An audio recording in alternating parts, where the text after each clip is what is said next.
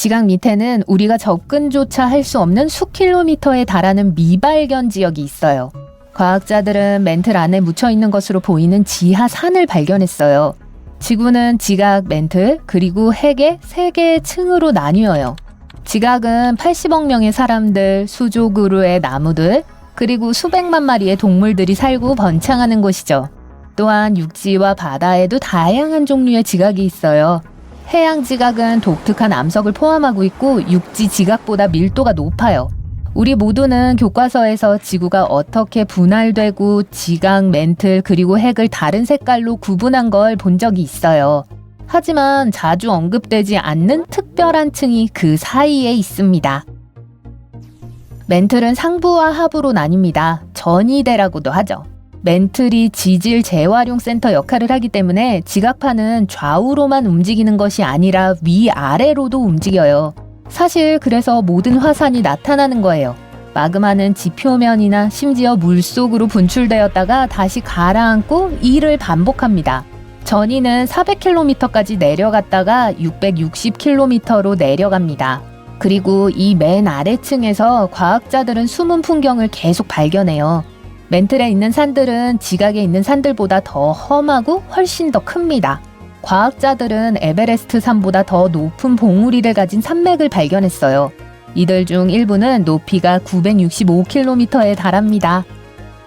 대륙들이 여전히 서로를 둘러싸고 있던 시절에 물속에 숨은 육지가 있었을 수도 있어요. 이론에 따르면 아이슬란드가 오늘날의 아이슬란드와 그린란드, 스칸디나비아를 연결하는 더 큰 미소대륙 아이슬란디아의 일부였다고 해요. 이 아이디어는 영국을 포함한 대아이슬란디아로 더 깊이 파고듭니다. 하지만 대륙이 분리된 후 이 더 큰 땅덩어리들은 모든 것과 함께 가라앉았어요. 또한 뉴질랜드는 같은 지역 안에 숨은 미소대륙인 질랜디아의 일부라는 이론도 있어요. 그래서 이 산은 수십억 년에 걸쳐 자연적으로 발생한 지하에 있는 옛 지구의 일부였을 수도 있습니다. 하지만 여전히 그럴 가능성은 거의 없어요. 한 가지 이론에선 이 지하산맥이 지각판의 이동으로부터 표면에서 전이대로 내려온 암석판의 잔해일 수 있다고 합니다. 그것들이 가라앉으면서 큰 조각들은 더 작은 조각들로 분해돼요. 그리고 수백만 년 동안 축적되면서 지하의 산처럼 보이는 모양을 형성하죠. 멘틀이 지질학적 재활용 구역이기 때문에 거기 있는 암석들은 예전에 표면의 일부였을 가능성이 있어요. 개들이 정원에 뼈를 숨기는 것처럼 큰 땅이 아니었어요. 하지만 산을 숨기려면 훨씬 더 많은 시간이 걸립니다. 멘틀의 어떤 부분은 부드러워 보이는 반면 어떤 부분은 그렇지 않아요. 바위 덩어리가 있는 부분은 지하 산의 숨은 요소들을 포함할 수 있어요. 부드러운 부분은 지진이나 화산 활동이 많지 않은 반면 거친 부분은 활동이 활발합니다. 이러한 지하 풍경을 연구하는 가장 좋은 방법은 지진이나 화산 폭발이 일어나기를 기다리는 거예요. 지진학자들은 의사가 환자를 진찰하기 위해 초음파를 사용하는 것처럼 특별한 스캐너로 지구의 내부를 관찰할 수 있어요. 그들은 심지어 큰 바위 덩어리가 아닌 사소한 부분까지도 볼 수 있습니다.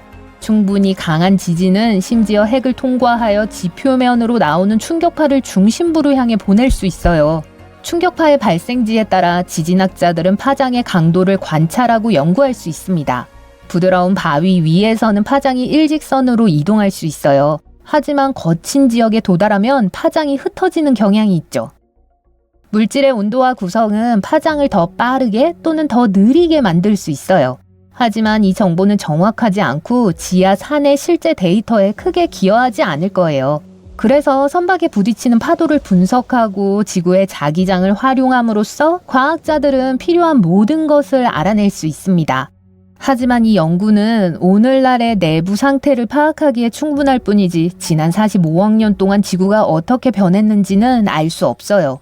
그러나 과학자들은 멘틀의 물질이 지구 형성 초기 단계 이래로 계속 존재하고 있다고 확신합니다. 왜 그냥 지구 중심으로 구멍을 파고 아래에서 무슨 일이 벌어지는지 보면 안 되나요? 라는 궁금증이 생길 수도 있어요.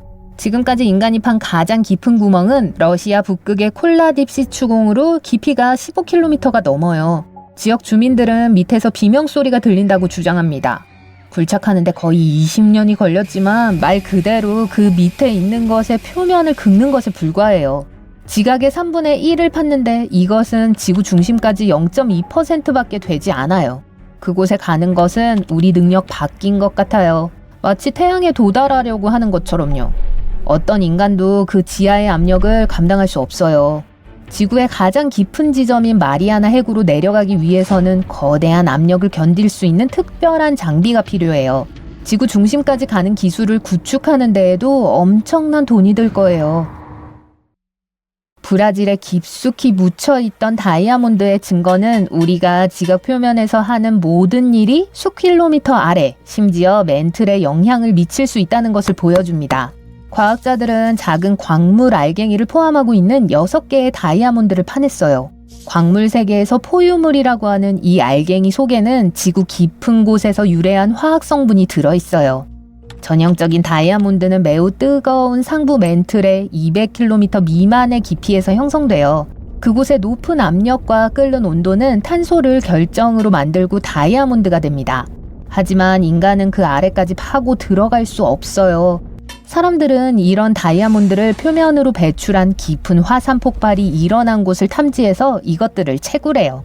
이러한 분출은 공룡이 지구를 지배하던 수백만 년 전에 일어났어요. 멘틀 안에 있던 다이아몬드가 튀어나왔고 지금은 냉각된 화산 물질 안에 박혀 있어요. 그곳에서 사람들이 다이아몬드를 채굴하죠. 하지만 브라질에서 발견된 이 특별한 다이아몬드는 훨씬 더 깊은 지점에서 유래했고 과학자들이 지구의 깊이를 연구하는 데 더 많은 도움을 줄 수 있어요. 과학자들은 이 광물이 정확히 어디에서 왔는지를 알기 위해 이 포유물을 추출해서 실험실에서 분석할 수 있어요. 실험실에서 과학자들은 사람 머리카락의 4분의 1도 안 되는 너비인 15에서 40미크론의 포유물을 연구했어요. 그들은 포유물의 지표면의 화산암에서 발견되는 많은 종류의 미네랄이 함유되어 있다는 것을 발견했어요. 지표면으로 나오는 마그마의 탄소 구성은 지구 깊은 곳의 마그마와 많이 달라요. 이상한 것은 이 특별한 포유물을 가진 다이아몬드가 하부 멘틀 700km에서 발견되었다는 사실입니다.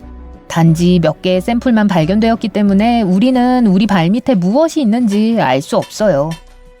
에베레스트 산보다 더 높은 지하의 산맥에는 다이아몬드의 흔적이 곳곳에 있을 수 있고 굴착기로 그것을 파내서 시장을 포화시킬 수도 있어요. 이 다이아몬드들은 보통 다이아몬드들보다 흠이 덜하고 심지어 크기도 다양해요. 자동차만큼 크거나 쌀알만큼 작을 수도 있어요. 표면 근처에서 발견한 것과는 다른 화학 성분을 가진 새로운 다이아몬드가 있을지도 몰라요. 세상에서 가장 큰 다이아몬드는 컬린 안으로 손바닥에 들어갈 수 있는 크기예요. 무게가 약 0.6kg이고 3100캐럿이에요. 1905년 남아프리카에서 발견되었어요. 지구상에 존재하는 모든 것에는 탄소가 있습니다. 간단히 말해서 탄소 순환은 식물과 조류가 대기로 이산화탄소를 방출하거나 광합성을 통해 물에 용해되는 거예요. 탄수화물로 전환되어 지방으로 저장됩니다. 나중에 이산화탄소는 호흡을 통해 대기로 방출되고 식물이 그 혜택을 받고 순환은 계속되죠. 과학자들은 지구 내부에 탄소 순환이 있을지도 모른다고 주장해요. 해양 지각에는 많은 탄소 퇴적물이 있는데 상부, 하부, 멘틀층과 섞일 수 있어요. 하지만 이것을 뒷받침할 충분한 증거가 아직 없습니다. 깊은 다이아몬드가 그 이론을 여는 열쇠일지도 몰라요. 시간이 지나면 알게 될 거예요. 스코틀랜드 에든버러의 관광 투어를 막 마쳤습니다. 1시간도 채 안 되는 시간이었지만 더 많은 것을 보고 싶었어요. 가이드에게 또 볼 것이 없냐고 물어보니 신비한 지하 도시에 대해 이야기하기 시작합니다. 그곳까지 가는데 얼마나 걸리는지 물어봤다가 가이드의 대답에 충격을 받아요. 여러분은 그 위에 서 있습니다. 바로 발밑에 있다고요? 사우스 브릿지? 하지만 방금까지만 해도 아래를 가리키는 거대한 화살표가 있는 줄 몰랐잖아요. 여기서부터 미스테리가 시작되는군요. 이야기는 1700년대 중반에 시작됩니다. 스코틀랜드의 수도는 지금처럼 크지 않았어요. 에딘버러성 주변에는 겨우 6만 명만이 살고 있었습니다. 모두 중세 성벽 안에 모여 살았어요. 그러고는 요즘 인구가 도시에 너무 밀집됐다고 하죠. 당시의 생활 환경을 살펴보세요. 건물이 높았기 때문에 자연 채광이 거의 없었습니다. 14층짜리 집도 있었어요. 소들이 좁고 구불구불한 거리를 걸었고요. 그리고 물질들을 남겼죠. 상황이 너무 나빠서 영국의 유명한 작가 다니엘 디포는 이렇게 언급했습니다. 전 세계 어디에서도 이렇게 많은 사람들이 이렇게 작은 공간을 가진 도시는 없을 거예요. 네, 로빈슨 크루소를 쓴 그 사람이요. 뭔가 조치를 취해야만 했습니다. 해결책은 도시의 북쪽과 남쪽에 2개의 긴 다리를 건설하는 거였어요. 다리에 붙인 이름은 화려하기보다는 설명적인 것이었습니다. 북쪽 다리가 먼저 완공됐어요. 1785년에 2번째 다리 건설이 시작되었습니다. 이 다리는 북쪽의 주요 보행자 거리와 에든버러 남쪽의 대학 건물을 연결할 예정이었죠. 하지만 이 건축물을 강 위에 놓인 현대식 다리라고 생각하지 마세요. 계곡을 가로질러 2 언덕을 연결하는 육교에 가까웠어요. 육교라는 단어는 라틴어에서 유래되었는데 로마인들이 이러한 구조물을 건설하는데 선구자였기 때문입니다. 그들의 수도인 로마는 7개의 언덕 위에 지어졌어요. 에든버러도 로마를 따라하기 위해 7개의 주요 언덕에 걸쳐 지어졌습니다. 현재는 도시가 건설되어 2개만 남아 있습니다. 18세기 당시 사우스브리지의 건설은 놀라운 엔지니어링의 업적이었습니다. 건축업자들은 이 다리를 완성하는 데 3년밖에 걸리지 않았어요. 17개의 돌 아치가 가장 깊은 지점에서 9.4m의 틈새에 걸쳐 있었습니다. 길이요? 305m가 넘어요. 오늘날의 기준으로도 인상적인 길이죠. 하지만 2세기 반이나 된 육교가 지하도시와 무슨 관련이 있을까요? 네, 그게 도시예요. 아시다시피 사우스브리지는 내부가 비어있도록 설계되었습니다. 오늘 이 거리를 걷다 보면 실제로 발 아래에 인간이 만든 거대한 동굴이 있다는 걸 알게 될 거예요. 이 동굴의 유명한 이름은 에든버러 금고입니다. 하지만 이 공간의 목적은 무엇이었을까요? 그리고 지금 그곳에 무언가 또는 누군가가 있을까요? 한 번에 한 단계씩 살펴볼게요. 건축업자의 원래 의도는 이 금고가 상인들의 상점 역할을 하도록 하는 거였어요. 처음에는 잘 작동했습니다. 상인들은 총 120개의 금고를 상점과 창고로 사용했어요.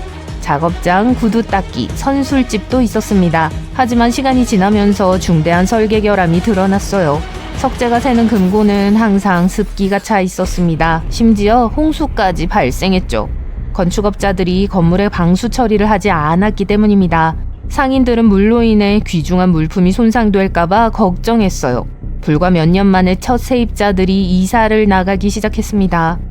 합법적인 무역이 금고에서 멀어지자 도시의 빈민들이 이곳으로 들어왔습니다. 그리고 그들뿐만 아니라 온갖 종류의 그늘진 인물들이 들어왔어요. 역사가들은 이 시기에 대한 기록이 없기 때문에 잘 알지 못해요. 하지만 노숙자들도 곧 떠나야 했어요. 이 금고에서 사업을 할 수 없다면 어떻게 살 수 있을까요? 습하고 추웠고 환기, 위생, 자연 채광이 전혀 되지 않았죠. 정말 악취가 났어요. 모든 부동산 중개인의 최악의 악몽이었죠. 완공된 지 30년 만에 사우스브리지 금고는 완전히 버려졌습니다. 하지만 거리의 비즈니스는 평소와 다름없었어요. 관리들은 보안을 위해 금고에 잔해물을 채우기로 결정했습니다. 묻히고 잊혀지면서 한때 활기차던 에딘버러의 상인지구에 대한 기억은 사람들의 마음속에서 서서히 사라졌어요. 여기서부터 이야기가 조금 이상해집니다. 1980년대에 스코틀랜드의 한 럭비 선수가 우연히 금고로 통하는 터널을 발견했습니다. 이 선수는 시간을 낭비하지 않고 아들의 도움을 받아 금고 발굴을 시작했어요. 수톤의 잔해, 그리고 10년이 지난 지금 사우스브리지 금고는 과거의 영광을 되찾았습니다. 말하자면요, 1700년대와 마찬가지로 어둡고 축축했던 금고는 다시 모습을 드러냈습니다. 이 지하 도시에는 흥미로운 발견이 많았어요. 금고 안에는 당시 에딘버러의 노동자 계급이 주로 먹던 굴껍데기가 흩어져 있었습니다. 신발, 빈병과 같은 다른 발견물들은 사람들이 실제로 이 밀실 같은 금고에 살았다는 걸 암시해요. 다음에 차고를 아파트로 임대하려는 사람을 볼 때 이 점을 생각해보세요. 가이드의 말이 맞았어요. 에딘버러의 거리 아래에는 정말 숨은 도시가 있습니다. 뭐 적어도 길 하나는 있죠. 이제 주요 보행자 거리에서 카우게이트로 내려왔습니다. 고개를 들면 저기 있어요. 한때 인상적이었던 다리의 유일한 아치가 보입니다. 이제 온라인에서 금고 투어를 예약하기 위해 검색 중이에요. 이곳은 직접 눈으로 봐야만 해요. 하지만 신비한 지하가 있는 도시는 스코틀랜드 수도만이 아닙니다. 터키 중부의 유서 깊은 카파도키아 지역에는 36개 이상의 도시가 땅속에 숨어 있습니다. 가장 크고 인상적인 카파도키아는 1963년에야 발견됐어요. 비잔틴 시대의 침략자로부터 지역 주민을 보호하기 위해 지어졌습니다. 우리 도시에도 콘크리트로 만든 비슷한 구조물이 있지만 터키 지하 도시의 규모는 정말 인상적입니다. 마치 다층 자동차 차고처럼 여러 층으로 이루어져 있어요. 동굴과 터널은 지하 60m 아래에 있습니다. 자유의 여신상의 3분의 2에 해당하는 높이예요. 이 도시는 가축과 음식으로 언제든지 2만 명을 수용할 수 있습니다. 냄새가 나네요. 2만 명은 오늘날 메이저 축구 경기의 평균 관중 수입니다. 다음에 터키에 가실 때 이곳 중 한 곳으로 현장 학습을 추가해보세요. 카파도키아에 있는 대부분의 도시는 시골 지역에서 찾을 수 있어요. 말이 되죠? 결국 그것들은 은신처로 파헤쳐졌습니다. 하지만 유럽에는 에딘버러의 금고와 비슷한 지하미루를 가진 도시가 하나 있어요. 체코의 필젠이라는 도시에 대해 들어보셨을 겁니다. 하지만 잠시만요. 이 도시에서 가장 유명한 지역 특산품에 대한 이야기가 아니에요. 아마도 뭔가 양조될 것일 텐데요. 필젠의 거리 아래에서 살아남은 중세 도시에 대한 이야기입니다. 우물 지하실 통로가 20km 이상 뻗어 있어요. 상인들과 장인들은 필젠의 역사 지하를 저장소로 사용했습니다. 물, 음식, 얼음 등 무엇이든 저장할 수 있었죠. 상수도 시설은 매우 인상적이에요. 역사가들은 필젠의 역사적인 도심 아래에 360개의 우물이 있는 것으로 추정해요. 불안정한 시기에 이 통로는 지역 주민들에게 안전한 피난처 역할을 했습니다. 주민들은 목이 마르지 않았을 거예요. 오늘날 대부분의 관광객은 이 신비로운 지하 도시를 방문합니다. 하지만 캐나다에는 사람들이 거주하고 일하고 있는 곳이 있어요. 몬트리올의 지하 도시 건설은 1962년에 시작되었습니다. 초기 아이디어는 교통체증을 피하는 것이었어요. 시 공무원들이 지하철역을 건설하는 것이었죠. 이 아이디어가 인기를 끌면서 프로젝트는 확장되었습니다. 지금은 도심지 아래에 숨은 실제 도시미로가 됐어요. 숙박할 곳이 필요하신가요? 아래에 호텔이 있습니다. 뭐 좀 드시고 싶으세요? 지하 레스토랑 중 한 곳에 들어가 보세요. 여러 상점, 도서관, 극장 등 다양한 시설이 있습니다. 심지어 주거단지도 있어요. 하지만 어떻게 사람들이 지하에서 살 수 있을까요? 간단합니다. 도시 자체는 땅 아래에 있지만 출입구는 지상에 있기 때문이에요. 120개 이상의 장소에서 31km 길이의 터널 네트워크에 들어갈 수 있습니다. 다운 언더가 또 있네요. 미안해요, 호주 친구들.